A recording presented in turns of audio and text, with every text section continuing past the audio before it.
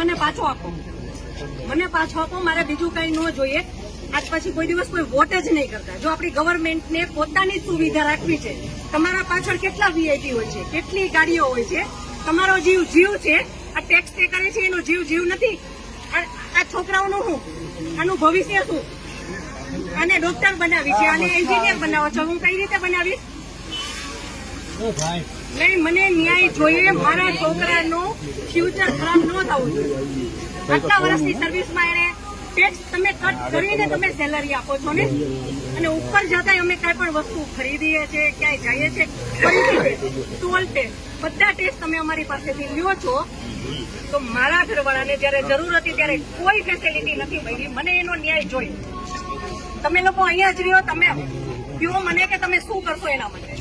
આ એક નહીં, આના જેવા જેટલા ભાઈઓ બધા નિર્દોષ હતા, બધાને આવડા છોકરા હતા.